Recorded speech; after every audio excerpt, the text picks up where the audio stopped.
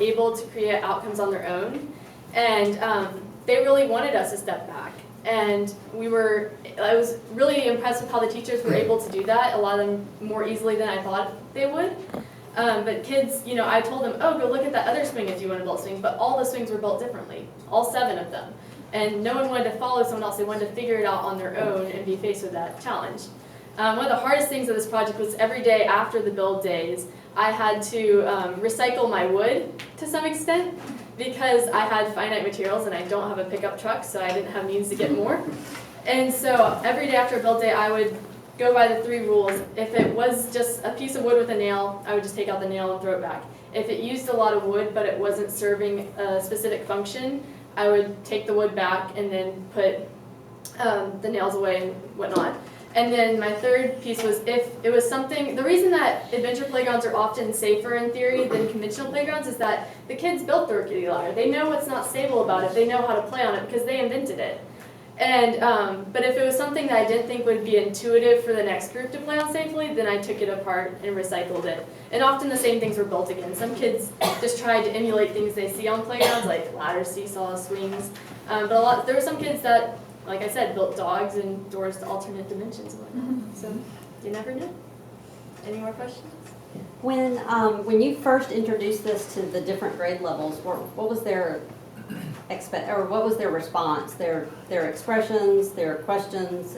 Were they like, "This is awesome, let's go," or were they more like, "What are you talking about?" Yeah, a lot of them, when I first told them, they were just so excited to get going with it. They were a little surprised.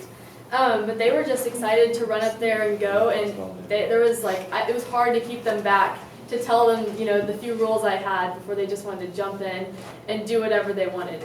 So it was pretty interesting because these kids often don't get opportunity for free play anymore, but it was so easy for them to just jump back into that mindset because they crave it, honestly. How did you present the rules?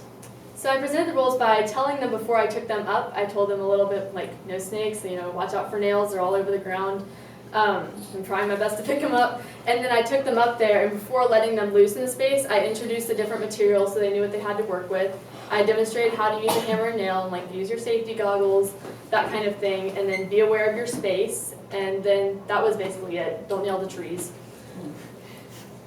So I know you focused on elementary grades in a lot of ways, but is there any way that you would project that type of learning to high school or beyond? What's interesting is I think this project might actually be harder for high schoolers to engage in than lower schoolers, because we don't have the same creative openness anymore. We've been trained to sit and type for 6 hours a night. Paper is this very direct way, and so I think if I had sent all my peers up there, was like, here's some hammers, go, I think it would take a lot more time because they want to plan it out and whatnot, whereas the kids just jumped in. And so I think this would be a great learning experience for kids my age, because it's great that we have things like the M Lab and the Innovation Lab, but we're still designing things conceptually, just like we're doing with our papers, and then pressing a button to get it built for the most part.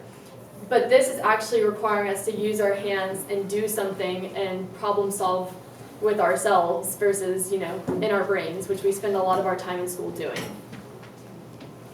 And then one thing I do want to point out, because you're here, is that Miss Jones's daughter, her brother came with 5th grade, and he built this lattice roof on top of the big cube that I had. And so then when she came back, I had taken it down because it used a lot of wood, and I thought someone might want to rebuild it. And she was like, oh, my brother was so proud of this. She's like, I'm going to rebuild it for him. And so seeing that kind of interaction was so sweet between kids, and kids helping each other. Oh, let me hold that for you while you nail it, and things like that. It was really great to see.